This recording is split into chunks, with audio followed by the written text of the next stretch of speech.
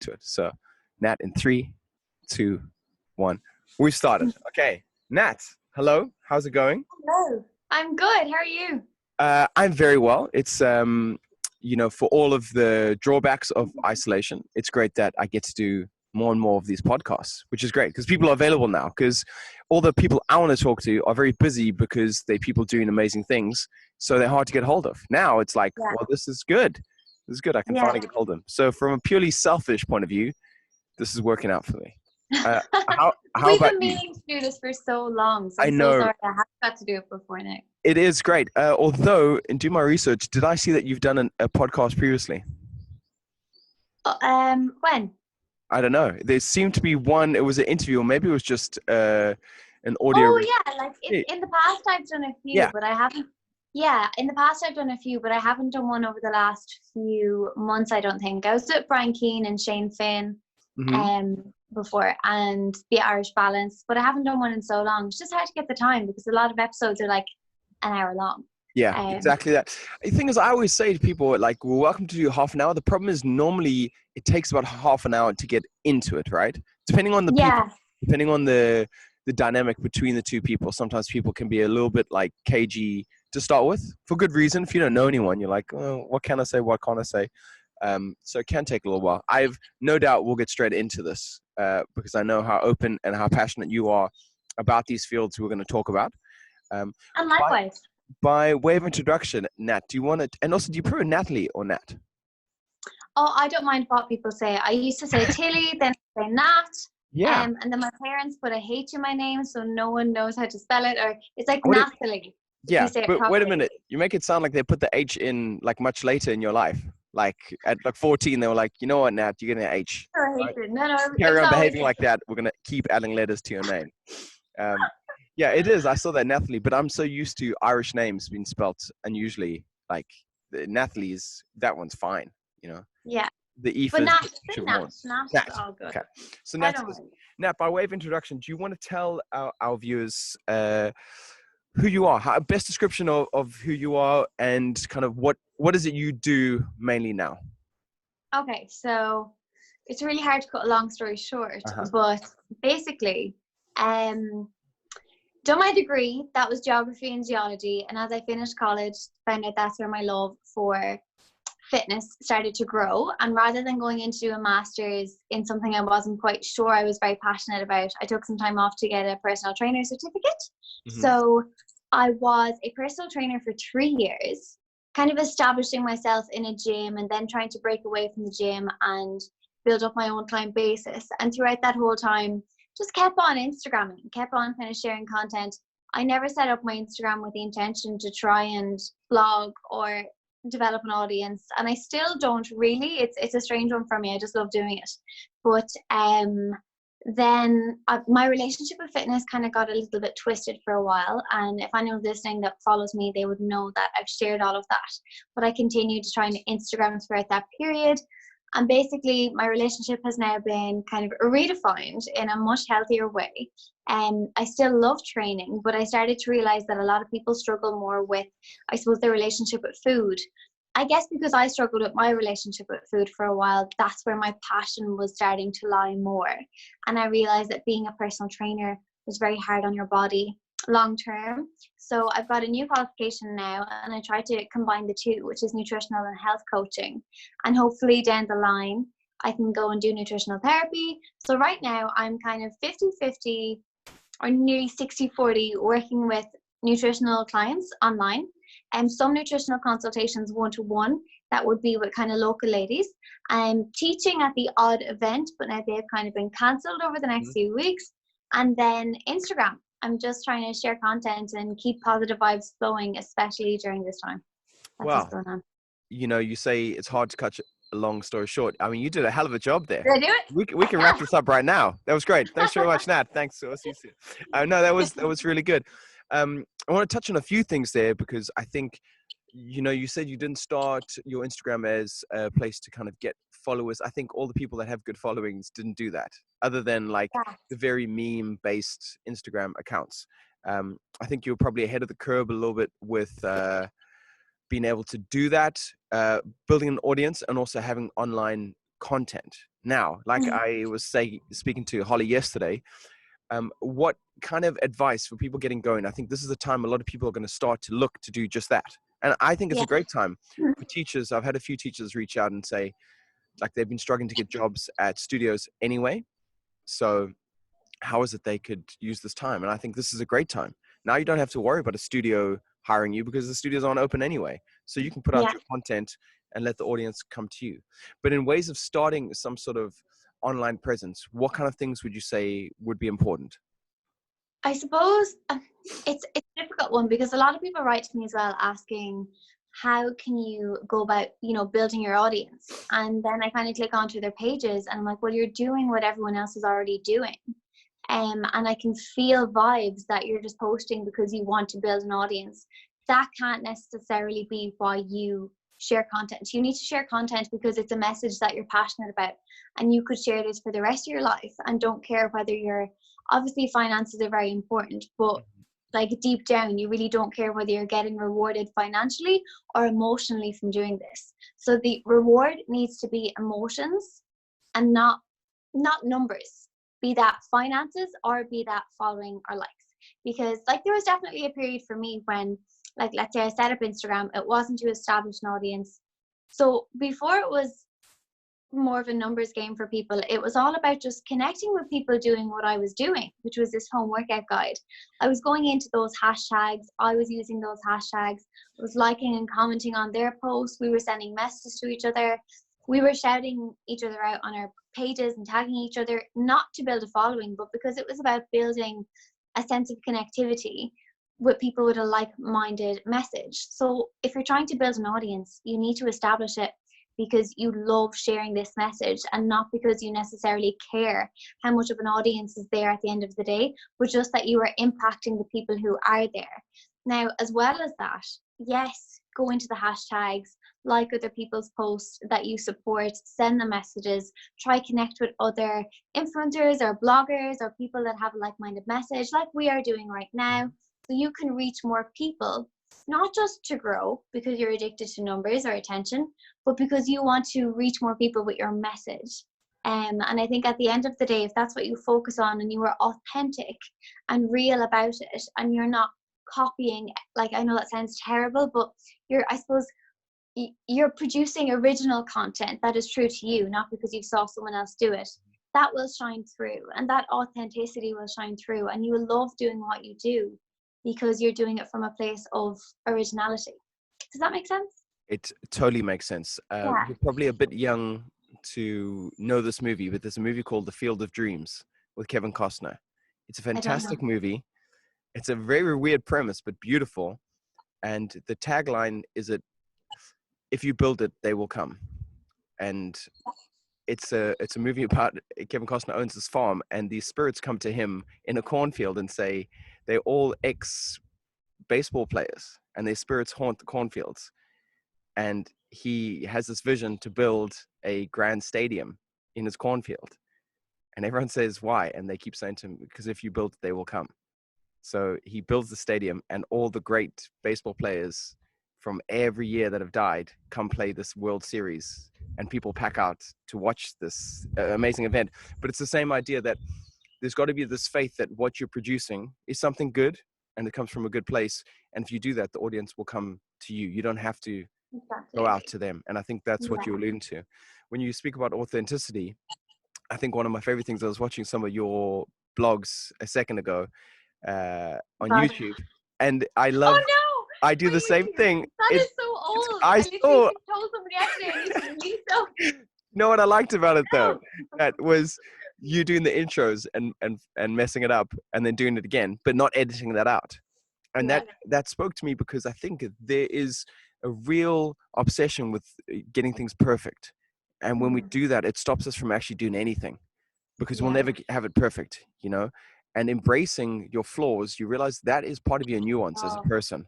Embracing them and going like, I do that all the time. And as a teacher, the difference between when I first started teaching and I thought if I don't get the sequence exactly right, then I failed, to when I get something wrong, own it and share it with them and be authentic with them that even now you've made a mistake, that it's something that they can relate to, because they also make mistakes and they're like, oh, he's like me, you know. And the same way, I loved what you put on recently about the squat police don't at me. Yeah. Same kind of thing. It's like this idea that, yeah, Yeah. I'm not That's perfect. yesterday. Exactly. Because yesterday I did my first IG Live workout and I was so nervous. And I planned the class and I didn't really plan the class. I was like, let's just let it flow. And I feel like I messed up because deep down I am a bit of a perfectionist. But at the same time, like a lot of people are, I've kind of learned to overcome that. And just like you said, like own when you mess up. Like if you mess up something, you can't then go and hide underneath your covers for the day. You just need to own it. And that's what people love to see. Like when I post the bloopers, I used to kind of post a lot more bloopers in like workout videos and stuff. That's actually what people interact with. Although they want the good quality content and the advice, it's the funny parts and the humor that people love. So I think it's really important to keep an element of, when it comes to building an audience, but just with every relationship in life, an element of humor is so important. And it's what I struggle with sometimes, because you don't know what is humorous or what you feel like is just going to be downright silly. But I think that's what authenticity is. It's about owning that, like you do too. It's all about. Yeah, no, it's so funny because I think Instagram gives us this idea that the game is to do things better than everyone else, and to look better than everyone else. That's the game, right? And then this idea of throwing it on its head and going like, oh, this is me messing up. I think people go, oh, thank God, because it must be quite intimidating for some people trying to get into fitness. And sometimes that barrier, I think, seems so high. We're like, well, I don't look anything like that guy. Of course I can't do that. And there's certain Instagram pages I don't want to follow because I'm like, oh, it's just, I can't do that. Like you need to find that perfect mix where you want to find someone who is similar enough to you that you think, oh, if they can do it, I can also do that. So I think there's inspiration to be had for any trainer out there that wants to go, especially live or put Instagram stuff out. Oh, 1 second. Sorry. I've somehow cleared you from my screen. Then I think it is such a good way to get people on. Are you still there? Yes. I'm still here. Yeah, I can see you. But just to touch on that, in the way you were speaking about, I suppose, how hard it is to try and always reach that level of perfection that we feel like we need to reach. So when I just mentioned at the very beginning about, I don't know how long you've been following me to see this, but like when I mentioned at the beginning about how my relationship went south, that was totally down to that pressure that we're speaking about. And it was definitely a time where like I would post things and pretend that life was perfect, or edit it to be perfect, or airbrush out the spots or whatever it was. And I know people will always do that. But it was to my detriment, because then we are building this lifestyle of perfectionism that we're not living in real life, and it just becomes a struggle, and eventually that will all crash. And that's what happened to me with regards to, like you said, the way you see someone, you're like, I can never look like that. How do I look like that? How do I keep reaching a level of perfectionism in my content? And you will always be at war with yourself. It will be inner turmoil if that's what you do. And that's where I felt so south, because with the fitness page, and my page grew from my physical change at the beginning. It was nothing to do with me. It was down to the fact that I could change from this to this in so many weeks, because I'd done these home workout guides, and the lady, Kayla, it seems who I absolutely love, shared my progress. And that's how my following grew. She shared it a few times. So I was kind of oblivious to the fact that I was starting to believe that my worth was in my body, and my following growing was in the level of growth was dependent on the level of change and how hard I could push myself to look a certain way. And I completely destroyed my mental health for months, if not a solid year, because of that, and my body and my hormones. So that's where it's really important. That's why I share so much about that now, and try to include all the bloopers and the filters and no filters, because creating perfectionism online is damaging for the mental health of anyone that's consuming it, even subconsciously, I feel. I totally agree with you. And I think what happens is you start to become your worst competition. So if you're airbrushing photos all the time, and you're only choosing the photos that make you look like you have abs, and then the next time you're out at the beach and you think, fuck, I don't really look like that, is someone going to see me and go, oh, you don't look anything? You become like held to your own standards and you become victim Yeah. to yourself, which it's funny. I often think with actors how hard it must be, because any movie Yeah. you see on TV is, by virtue of the fact that it's on TV, probably 2 years old. So actors always look older than what you expect when you meet them, Yeah. because Yeah. the thing you watched, if it was the most recent thing you've just seen, it's already a year old, even if it's It's at cinema. already old. Yeah. So when you meet them, you're always like, oh, he's older than I think. And I wonder what it gets to them when they see posters, because they don't have control over that. They see posters themselves and everyone's going, oh, she's the most beautiful girl in the world. And she's like, oh, fuck, I don't know that I am. And you guys are really putting the pressure on me to be that thing. And I think we have to be careful not to fall victim to do that to ourselves, for sure. Nat, I mean, it's great to hear you see that change in fitness. And I've seen you allude to something similar now, because now's a great time that people are training a lot more and exercising a lot more. And you've been quite vocal to say, look, HIIT training every day is not necessarily, yeah, right. And this is what I want to get to, because same with me. I'll say, what do you guys want, yoga class or fitness? Everyone's like, fucking, let's hardest workout ever. And you're like, we're in it for the long game here, not the short game. Everyone wants to get their fix at home and they want it to be the most intense. And I'm like, I agree with you. That is not the answer every day. Your body is not designed for that and doesn't like that. So do you want to touch a little bit more on how you... So I suppose when I did my PT course all those years ago, we were told that it's good to have a mix, but you learn it and then you go on to social media and the fitness world there and you forget it, because everyone seems to be pushing really hard every single day, grinding, get it, like no rest days, what's a rest day? And it becomes trendy to always get your sweat on. It becomes trendy to burn more calories than her, and it becomes addictive. And I suppose the reason why I say it so much is because I went that journey. Like, I was training HIIT every single day. I felt like a session wasn't good if it didn't have that highest level of caloric burn. I felt like if I didn't reach the red zone, I didn't do myself justice. I couldn't share this workout. And it wasn't until I experienced burnout mentally and physically and pure exhaustion that I had to come back from training so hard every day. But that's where it's difficult, because people get addicted to it. And that being addicted to, I just found a little money spider floating from my wall. Right. Okay, so people having if you're addicted to training, people seem to think that has a certain look. And with me at the time, okay, yeah, it did. I looked frail, I looked very lean. But the thing is, an addiction doesn't have a look. So you can be a perfectly normal body fat or whatever and still be training too hard every single day and experience burnout and be damaging your hormones.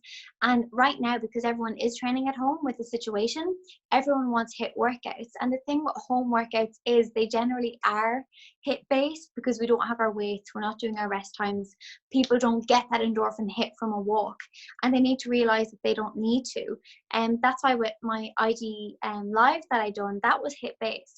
And some people were like, you should do these every day, or you should do them 3 times a week. And 3 times a week, fine, but I know people want them 3 times a week, so the other 4 days they can do their own HIIT session. So I'll only do it once a week. We both know that's what people want. They want the HIIT sessions. And I fell victim to trying to give those to people 5 times a week at home, 5 times a week in the gym, and 5 times a week myself. And I realized it's not good for anyone. And I'm genuinely afraid that people are going to push themselves too hard living at home, because it's this competition. And one more thing that I wanted to say, when you were touching on that, go on. When you're speaking about, like, it becomes like, self competition to train harder and harder. What I think is happening on Instagram right now, it's a fantastic place, it's a fantastic world while the coronavirus is happening. We're bringing each other together and connecting more on social media. But in the fitness world, I'm seeing it a little bit toxic over the last few days. It seems like people are dissing other people for sharing certain home workouts, or people are taking the mick, as we would say, out of people sharing too many home workouts. And people, I saw 1 or 2 accounts feel like they had the right to compare certain fitness influencers. Like, one lady was like, I'm seeing all these fitness influencers share home workouts, but some are standing out more than others. Sorry, what? like, you don't bring each other together, find a person that motivates you the most, go with them. Who cares if there's a million home workouts there that were never there before? Like, Instagram is amazing, it's bringing people together right now, but in certain industries it seems to be becoming very competitive. It's not about creating the best content right now, it's about doing what's best for your mental health and your audience. And if that means you not posting for a day, that is okay too. I think it's just really important to highlight that. A little bit of an aside. No, that's fantastic. I actually, But I had another question for you with that, because I think it is, we're seeing social media make communities out of people that can't see each other, which is great. Do you think there's an argument for taking a day off social media now? I think it would really freak people out, like to not have their phones, because we're so digital now. I would love to know Instagram's numbers and Facebook's numbers of how many more people are logging on now and how many more people are posting. And like, is there still a space for people to maybe leave their phone at home, go for a walk, and not have any digital things with them for a while? I think there should be. I think we both know there should be.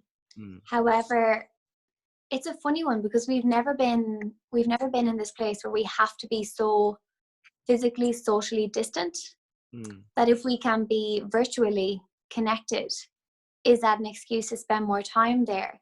I think there is definitely an argument to say yes, but how you curate your Instagram feed will probably determine whether you definitely should or not.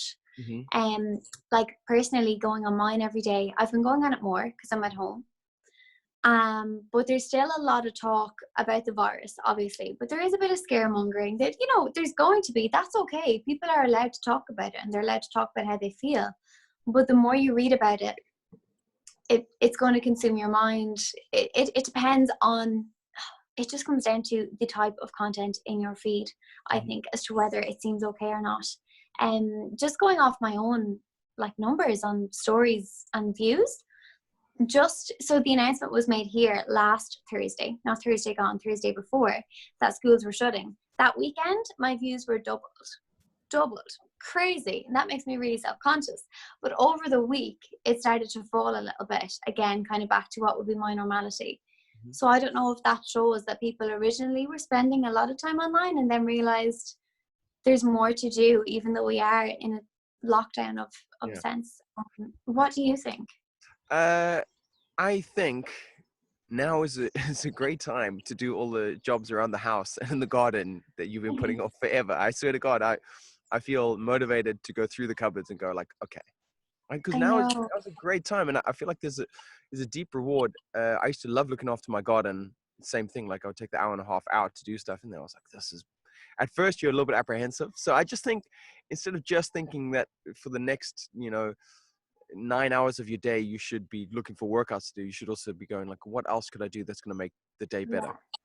Be a little bit. I think sorry, I think a lot of, like ourselves, kind of content creators, or whatever you want to call us, are putting a lot of pressure on themselves to all of a sudden come up with this amazing content. And if it feels like a pressure, you shouldn't be doing it. You should be taking a day off, You should be spending. Sorry, I wanted to talk to you about another hot topic in the industry, which is having content and having content for sale. Now, how do you feel about that? Now, obviously, there's two sides to this. I hear some people talking about how this is kind of an exploitation of people in the current position. That would be one argument. The other argument would be, well, the fitness industry are now really hit by this because they can't earn much money anyway. Now that pubs and bars are closed, maybe they have it too. But before that, certainly they were one of the first places to get hit. So what's your take on it? Do you think it's okay? Should we be held to a standard where we should be giving only free content away? Or is there space to also sell content? It's a really tough question. Because now restaurants, pubs, hotels and everything are closing, I do feel like there comes across as if there is an element of greed, which I don't think there should be, but I think it comes across that there's like an element of greed if you're charging for content when someone else is giving it for free. But then I do think there's it's really important to know your worth. So let's say if you're doing a class or you're doing meditation, or I'm doing a live I think if we are honest, there's a level you can give that is not really your absolute best that you would give to a client or someone that's coming to your class. It's really hard. I think it comes down to your financial position, and people need to just accept that if someone wants to charge, maybe it's because they don't have enough money in the bank to put food on their plate that week. So that's literally the only option they have. And if someone's not charging, well, brilliant, it's free content for people. But they obviously may be in a better financial position. But there is a fine line in there where you don't know if it's an element of greed or not. It's a tough one. Yeah. Well, you see, I feel along the lines of I'm all for putting out as much content as I can and enjoying it. That's what I'm on for. But I also feel like you might be the same, but like if I had literally no money at all in my bank account, what would I do? That's where it's hard to know. Go on. I feel like for me, I put a lot of free stuff out there. A lot. Yeah. You know, I give a lot away for free. I think I'm well within my rights then if I put together a package to then charge for that package if it's something I've put my time and effort into. Because my time, like you said, about knowing your worth, and I don't see why that is greedy then to sell. Now, I would say if previously that course was for £100 and now I'm selling it for 300 because of the current situation, that changes things. I think that changes things. All right. Then you are trying to exploit the situation. Not, I have something to offer, and if you like it, you can pay for it. If you don't have to buy it. Like you said, there's so many other content creators. That's my opinion anyway. Before the bars and restaurants closed, I kept saying to people, you wouldn't go to a coffee store now and go, well, coronavirus, I would like that coffee free. You would, like, that would be mental, because somehow people think just because we enjoy doing what we do, it should be free. I don't agree. There's time and effort being put into this. I've invested money certainly in my expertise. A lot of time has gone into it, and I do my research when I want to put something together. So I think this world and this economy is going to have to change. Exactly. But you are very good. Like in your explanation there, you are exactly the type of person, you know, the fine line between the content you give for free that you love doing, but then if you were to put a package together that takes more time and has more in there for the consumer, you know it's okay to charge for that because you know your worth. So it comes down to knowing your worth. And a lot of people starting off, it's hard to establish a level of worth. Like I had 1 or 2 emails during the week and like just wondering, at this time, are you giving away home workout plans? And I was kind of like, I've tons of workouts on my Instagram. I can't do up a specific plan for you because that is, of course, that's one-to-one, that's individual, that's okay to charge. It's just a funny time, and that's where people, I think, are commenting too openly on people who are deciding to charge and making them feel bad about it. But like you said, you have to know your worth. If you're putting something good together, the economy still needs people to spend money right now, or else it's really going to collapse, you know? This is it. Like, I think this is a weird time because we're going to find things that are worthy of spending our money on. What do people need? People still need things. Things don't just change like that. People still need things. People want to offer things, and that's how our economy runs. Is people provide something of use. The market decides whether that price is fair or not, and either they take it or they don't. You know, and I think everyone's free not to take it. So even if you charged 500 quid for something, that's their prerogative. If you don't like it, don't pay for it. It's simple. Like, I feel like now there's more choice than ever to, as a customer, decide if you want to or not. And you're not held under any duress to have to buy anything. So, you know, there's plenty of options out there. Saying that, you've got those home guides. How did you get about doing that? Because you did this a long time ago, right? Like your guides and your home guides, or is that something you create for each person that gets hold of you? So I have never done like a standard guide that someone can just go and download and buy. It's on my to-do list, but I just don't want to do it. I didn't want to do it until I was so sure where my relationship with fitness was at and the type of training that I love most. And I have just been, I suppose, really dipping my fingers into everything over the last few years and establishing my relationship solid with food and fitness. That for now, all I've done is work with someone one-to-one, individual, on a plan. Everything is one-to-one.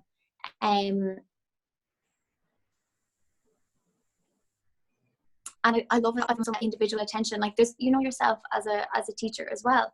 There's a part of when you just put something so standard out there, how do you know if they're doing it right, or if they're injuring themselves, or if they should be taking on that nutritional advice or not, because maybe they shouldn't. It's so hard to get it right. So right now, since I first started online coaching, I've changed my ways a lot as I got to learn more about it. But it's all one-to-one, individualized. And if someone wants something more standard, I don't have it right now. There's loads on my Instagram. You know, there's a highlight there. You can take all of those. But if you want to work with me right now, it's one-to-one. That's what I have time for. And that's the way I do it. Could you explain a little bit more how you do that then? Someone gets all that. So it's on your website. So you get hold of you on your website. You'll put in your fitness goals, what is you want to achieve. And then you will then put together a package of what to eat, how to train. Is that kind of the idea? Yeah, that is kind of it. So this is where, when I say my means of online coaching has changed a lot since I started. So when I first started, I was just a personal trainer, and all the personal trainers out there seem to think it is okay to do, and I did, because I done this, that it is okay to do online coaching, give someone a plan and give them their calories and macros. And I just don't agree with that anymore. I really, really don't. It's not within their field. And it's not how you teach someone to establish a long-term healthy relationship with food. So that's why, listen, I used to do it because I didn't think there was anything wrong with it. But that's why I went back and I got this different qualification, and now I've changed how I do things online as a result. So now my packages do cost a little bit more. Now that website is a skeleton, like it needs to be redone. That's so interesting you said. When I went on there, I was like, that's so good. Like I was God, no way. Like the photos, even the little description of you on the first page, I was like, she's nailed it. Like this is streamlined. I was impressed. We'll get back to that in a second. I've got a few questions about that, but yes, go on. So you got this new qualification. Basically now, like some people I work with, they do their own training plan. I don't do anything with them with regards to training. I just take note of what they're doing each week, and we focus more on nutrition. Some people do want to include the training, so that's why I have the 3 different options there. Yes, okay. Yeah, but rather than telling someone what to eat, I don't do that anymore. I'll give them some examples, but I'll actually push them to eat outside those examples, and let's see what they do. Let's see how they react. And that is where you can see if people are actually learning. For example, I would say it's important to include healthy fats in most meals, depending on the individual and what's going on here. But that's generally the one that if I give examples of meals and they stick to those, they're automatically doing that. And then when I ask them to just take 2 days completely eating something different, they'll forget that. And I'm like, but you told me you knew this. And they were like, I just forgot. So you have to push someone like a teacher does with a child in school. You have to push them in a different way. You can't just give them something or they will not learn. Mm-hmm. It is that simple. So it's really, it's not just like, here's what to do. Tell me you've done it every week. If you didn't, I'm going to tell you need to do better. It's like, okay, look, here's what we suggested you should try. If you couldn't do it, let's figure out why you didn't do it. Let's figure out what you didn't learn the last time or what you didn't pick up on. So it's very much one-to-one, and I'm loving it. The way I've changed from, let's say in the past, doing the calories macros thing, and clients would keep coming back. Clients don't have to do that anymore. Some clients will have to come back for, say, another 8 weeks, another 12, but generally they finish halfway during that block because they've reached the goal of finding sustainability. So it's about getting people set up to go on their own, and you can't, I don't think you can count calories forever and feel like that's healthy. So that's what I do now. That's how I've changed it. I'm absolutely loving it, but I do hope that down the line I will have something a little bit more standardized for people to be able to get. It's just I'm so aware of how individual things really need to be. It's very hard to get that right. I think we're finding that more and more with health and fitness in general, is that how individual people are. So we've seen it come and go, different fads. Not that veganism is a fad per se, but we had the vegan diet and everyone was like, you got to go vegan because this will be great for you. And then watching people eat cupcakes and go, but they're vegan. And going, yeah, it's still a cupcake, you know? Yeah, so I think we're finding for some people it works really well. For other people, maybe not, you know? The carnivore diet has seen a lot of traction, eating just red meat and water. Yeah. And funny, having a lot of the same results that veganism did, which was bizarre. So people's autoimmune diseases clearing up, the inflammation going down. So I think we do have to keep in mind that different people will have different Yeah. different allowances for what's going on. I like what you're saying. It sounds more like instead of being a trainer, you're almost an educator now for people, Yeah. and which I Yeah, think I is like to look quite at a it that way. rewarding thing to go, okay, look, you need to relearn a few things here because so much of what we can think we're doing the best things for our body, and actually maybe, under closer inspection, we're going, well, these small changes you could make a big difference. And it sounds like this Yeah. is a great thing. And I can imagine it's very rewarding to see people understand that so that Absolutely. they have the tools then to go forward and go, oh, okay, I don't need to know exactly what to eat. I just need to know these concepts. Yeah, yeah, it's so rewarding. I really can't put it into words. To see the penny drop is amazing. Like I was with a lady the other day who like a much older woman doing a consultation with her. And it was funny that I was like, okay, so now here's a blank food diary and I want you to fill it in for the week. And she was kind of like, I thought that's what you were going to do for me today. And I was like, no, I've told you how we're going to do it. I'm going to sit here. We can talk it through. I can give you some ideas, but you were going to do it. And it was funny. That's when people learn, and you see the pennies drop and you say, what did you forget here? And it's so rewarding. It's unbelievable. Well, you've done so well with your social proof on your website too, with the testimonials and the before and afters. I think that speaks I volumes. struggle with that though, because so I haven't put up any testimonials in a long time, because when it comes to nutritional coaching, a lot of the time it is about the physicals, but sometimes it's not. It's about just feeling better. And before and after pictures sell. Like when you're a personal trainer, Yeah. you're told that People is are what very you need to visual. do. People are so visual, and Instagram showed us that. Like you'll see something, you're like, okay, tell me, how did that happen? Yeah, but there's a part of me that doesn't agree with it at the same time. Yeah. Whilst I will have some clients and I'll share theirs, I'll only share it if the progress that you can see is what's been greater than what's in the Yeah. picture. But how do you get that across to the reader? Yeah, it's But difficult. Yeah, I totally yeah, get it. It's the same as someone who's doing like a bodybuilding competition. By the time they're showing and presenting on stage, they feel awful. Like awful, awful. I've done it. Awful. you've done it. So you'll know, I've like done it. at your peak of like presenting to the Awful. judges, you're like, fucking hell, this life is not worth living. No. Please just Yeah, give me that going was here. that was amidst where my relationship got a bit mixed up and twisted, and I thought it was all about the physicals time. And it's so silly. I don't know why we do it, but some people So love it. and you had something interesting you said there when you were talking about your online coaching, where you said something. You asked people why, and I think this is an important question for so many people. I think we'll both agree that when it comes to HIIT training, I think part of it, I don't know, I don't want to speak for you. For me, there's definitely some sort of deep-rooted self-loathing that goes into really hard training, where we were like, oh, well, I'll punish myself for eating all that food, and I really want to, certainly in my teaching, want to get people away from that, instead move to a place where you're going, I want to celebrate how well my body moves, how well my lungs can operate, how well my heart can operate, and look after it so it can keep doing this for as long as possible. A very Yeah, longevity driven kind of way. And that's my concern with the HIIT training. Sometimes it's like, all right, well, if I do this, then I'll eat some more crap, and then I'll just work really hard, and then I'll eat the crap, and then that cycle comes into play. it's funny because you realize you can hold your body in a certain place in that cycle. This is what happened to me. I was like, my body looks okay, and I'm happy with how it looks, but I'm in a cycle that is slowly taking my mental health apart, piece by piece by piece. But my body wasn't changing. But the restrict, binge, over exercise, that can continue, and your body can look fabulous. So that's where, like, you should never judge a book by its cover, I suppose. And then it's really hard, I imagine, because you've seen people and they go, you look great, you look so good. And you're like, oh shit, now I'm getting like social applause for this thing that I'm doing. And actually it's really detrimental.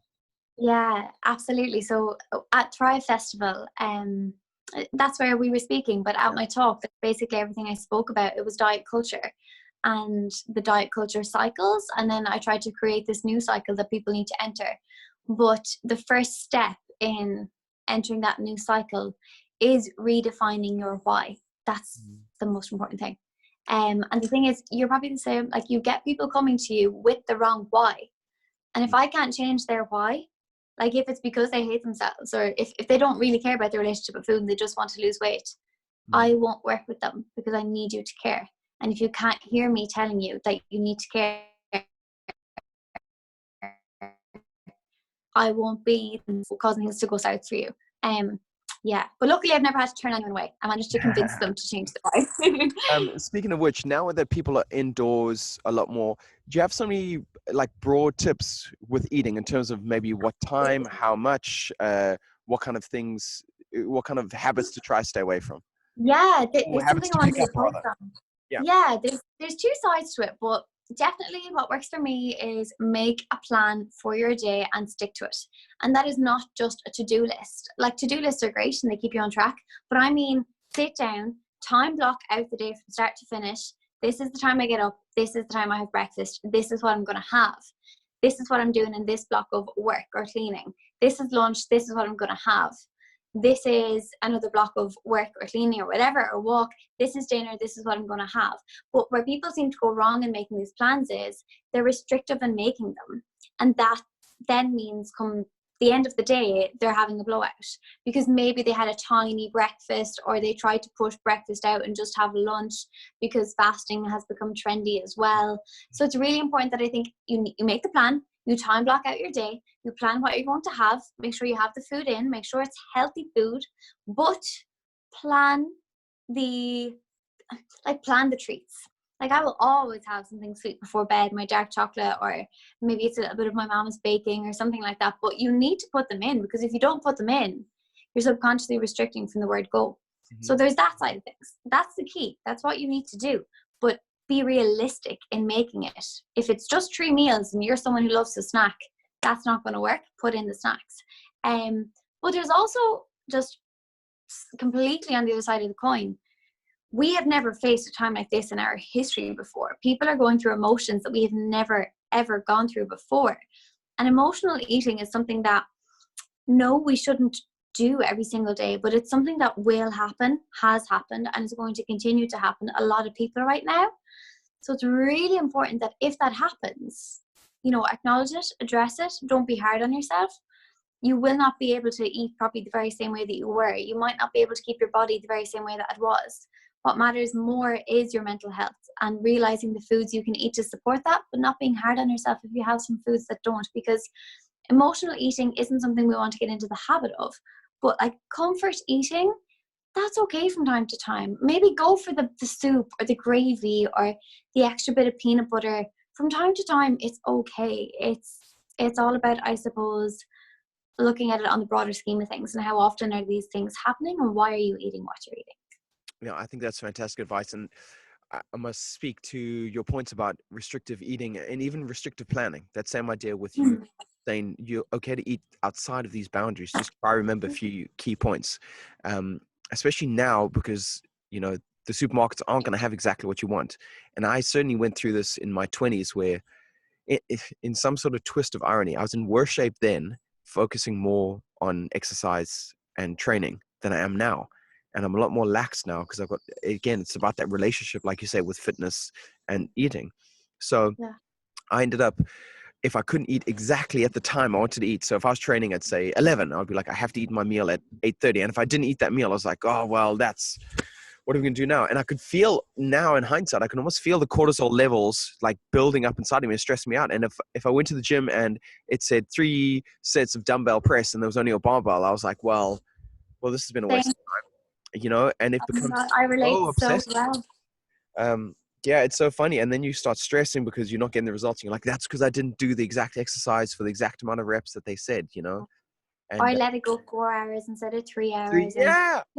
Like, it was a magic formula, crazy. And it's like not everything has the boxes. But it's funny when you say that word obsession, that's it. And it's something I used to speak about a lot in the past, was it's passion over obsession, but we seem to let obsession ride over our passions.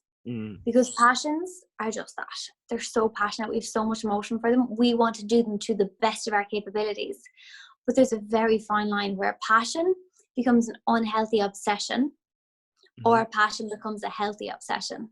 And it's unhealthy versus healthy obsessions and passions. It's this really intricate framework that it's hard to piece together in the right way, I think. I think also now is probably a great time for people to start finding passions outside of exercise. Like find a new skill, find a new hobby that brings you joy. I am always amazed how few people know what makes them happy. And if you have to ask them to write down what are the things that make you happy, they'll be stuck. They'll be like, well, I do this. I was like, well, that's different. What do you do that you're like, oh my God, I can't wait to do that? And I think there's some sort of restrictions in the world that people think, well, I can't say that because that's, not seen as healthy. Like playing games, they're like, well, that's not good, is it? You're like, well, if you like it, like know what those things are, know a little bit like how you were saying, if you're someone who doesn't eat 3 meals a day, eats more than 3 meals, don't put in your plan to eat 3 because you're not being genuine. Like if that's, I think it's important people also know the things they like to do and to make time for the rest of the day. And go, that's my treat. I get to do that thing because it makes me happy. Instead of doing, I need to do this thing because that would be cool. Very different, Yeah, and I think it's important too, because I remember someone asking me that exact question one time. Could have been my dietitian or something, being like, what else do you like to do? And I was like, and I genuinely didn't know anymore. I forgot what I like to do because all I done was focus on calories and my exercise. That was it. That I was like, I all of a sudden felt so down and such pressure because I didn't have anything else to focus on. Yeah. But it's okay. Like if people feel that way, that is okay. Accept that. Be excited by that because you now have the opportunity to try out loads of things and find out what it is that you like doing. Yeah, a great discovery time, and that's, I'm quite excited about this time for the same reason. I think this is going to redefine things for a while. It's going to change things afterwards. There'll be a hangover period of things that we've learned during this time that we can maybe carry on into the rest of our lives, and we can start going, I would like to do more of that. I'd like to spend more time with these people. I would like to not much, work from home maybe once or twice a week more, whatever the case is. I think it will help those kind of things. I want to come back. I've never praised people so much. Yeah, I'm storing up hugs. I'm storing up so many Doug hugs. People are in so much trouble. If you see me in the street in like 12 weeks' time, you're in trouble. Anyone. It's a warning to everyone listening. Same. So I want to come back for a second. So I was saying the same to Holly. People, especially people that are yoga teachers or fitness instructors, maybe they don't have a website. I see yours. I thought yours was very good. Is that something you did on your own? Did you hire someone? What kind of advice could you get for getting a digital platform for yourself, a presence? It's funny you say that because I'm literally in the midst of, so before this happened, before coronavirus happened, I was in the midst of getting a new website completely done up. It was going to cost me a lot. But I think the form, like where you make your website is very important depending on whether you want to sell things or you don't, or if you understand, like there's a lot of it that I don't understand. So I needed to find someone who was able to kind of control that for me. Now, this is what I didn't know a long time ago. I did get someone to design my website for me, and he's fantastic, but I didn't have the knowledge to go and continue it. Do like to keep it up or to post blogs continuously or to drive traffic there? I have nothing there to drive traffic towards. So I want to, like, if you want to establish a website, I think it's really important that you ask yourself why. Like, I keep that one there because it's handy for clients if people want to know what it is that I coach in. But other than that, that's all it is. So that's why I want to change it, because if you want to establish a website, ask yourself why. Like, are you actually going to share blogs every single week? Is there something that you want to sell? Is it going to be financially beneficial? Because it's extremely expensive to set up websites with some people. So it's very important that you don't just go to one company, get their quote, and think that that is all, that's going to be the same everywhere. Because I've gone to 3 different places looking for quotes for a new website, which I'm going to hold off on now until the economy is probably picked back up a little bit. And they've been like literally varying from $1,000 to $7,000. So it's I'm like, what? Like, so we'll see. But I suppose again, it comes down to your why in setting up something and the finances. Will you make it back? How much will you have to pay every year? Can you run it yourself, or do you need them to continue running it for you? Yeah, I think that's a great, I found myself when I want to start selling things online, then you have the problem that you have to have a different website. You need to have a SSL set up, which again, like you only find these things out later. You're like, oh, fuck, I haven't set this up for this. I also once had GoDaddy, one of the accounts lapse, and my website just disappeared and I could not find it anywhere. And I was like, oh my God, have I lost all that information? But luckily not. But yeah, I think that's something that's very handy. in terms of your Instagram, I noticed you also have a lot more of those highlight tabs coming up. You got recipes on there too, right? I do. Yeah. So are these like snacks? Are these meals? What's the story with those? Well, you know what, it's really frustrating because I know the importance of proper, balanced, healthy meals. Uh-huh. But when I share those, nobody cares. Everyone just wants the snacks. Everyone just wants like the little snappy, schneebly, yummy, tasty, sweet. But lads. But so there's probably more snacks than meals, but there is some meals. And I try to generally always make them with healthier foods. Okay. Yeah. But after doing the nutritional course, that's when I decided, okay, you need to get better in the kitchen. You need to start to enjoy this more. You need to say goodbye to meal prep companies because nutritionists can't have a meal prep company. I love them. They were fantastic. Mm-hmm. But it's time for me to kind of get my own feet in the kitchen a little bit. So I've kind of took Instagram with me on that journey a little bit. That's great. You see, I'm such a sucker for baking. Like I like the process of baking. And like that's Me what too. it's a little more fun, right? I think because I don't know if It it has memories of me and my mom making cookies and stuff. I'm like, God, this is so much fun. I like doing it at home, you know. Speaking of which, I might actually do that today. But yeah, is.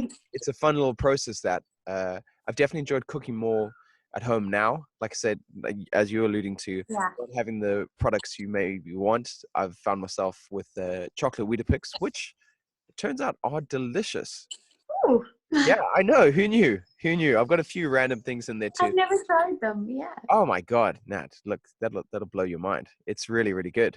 I remember when we had a bad storm here once. So when I'm making oats, I always grate courgette into my oats, which some people Sorry. find really weird. Okay, you will love it. Don't diss it. Yeah, all right. I've also heard of actually a carrot cake. Yeah. Yeah, I heard that today. So that's basically Um, carrots and cinnamon going in there, right? yeah, and generally people kind of put in egg whites or maybe a bit of like baking powder or something as well, and they might bake it a little bit. But I always grate courgette into my oats because it gives it way more volume, and I put in egg whites and stevia. Oh But God! I know, I I'm gonna try swear this it's right. tomorrow. Yeah, I'm but you gonna. need to make it the right way. It's Okay. okay. Wow. Call me. Call me.